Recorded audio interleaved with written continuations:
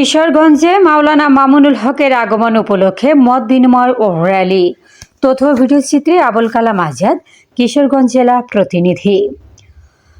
আসন্ন ত্রয়োদশ জাতীয় সংসদ নির্বাচনকে সামনে রেখে 11 দলীয় জোটের নির্বাচনী ঐক্যের প্রার্থী বাংলাদেশ খেলাফত মজলিসের আমির মাওলানা মামুনুল হকের কিশোরগঞ্জ আগমন উপলক্ষে মত বিনিময় সভা ও র্যালি মিছিল অনুষ্ঠিত হয়েছে। বুধবার বিকেল 3টায় কিশোরগঞ্জ শহরের বাংলাদেশ খেলাফত মজলিসের নির্বাচনী কার্যালয়ে সাংবাদিকদের সঙ্গে এক মত বিনিময় সভা অনুষ্ঠিত হয়। এতে কিশোরগঞ্জ 1 আসনে বাংলাদেশ খেলাফত মজলিসের রিকশা প্রতীকের এমপি পদপ্রার্থী মাওলানা হেদায়াতুল্লাহ হাদি বক্তব্য রাখেন। উক্ত বিনিময় সভা শেষে শহরের শহীদী মসজিদের প্রাঙ্গণ থেকে একটি র্যালি মিছিল বের করা হয়। র্যালিটি শহরের গুরুত্বপূর্ণ সড়ক প্রদক্ষিণ করে পুনরায় নির্বাচনী কার্যালয়ে এসে শেষ হয়।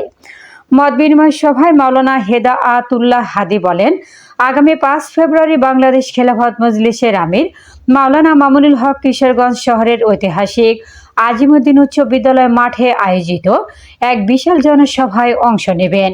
তিনি আরো বলেন, আমরা রিকশা প্রতীক নিয়ে যে গণসংযোগ চালাচ্ছি, আলহামদুলিল্লাহ কিশোরগঞ্জ সদর ও হোসেনপুরে ব্যাপক সাড়া পাচ্ছি।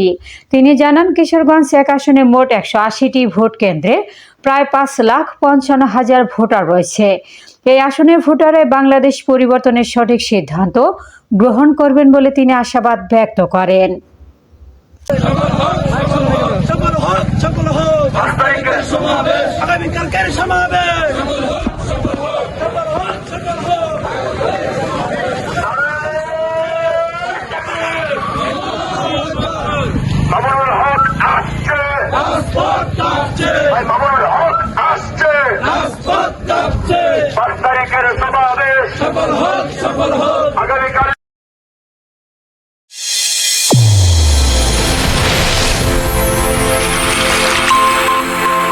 চ্যানেল A1 হৃদয়ের স্পন্দন।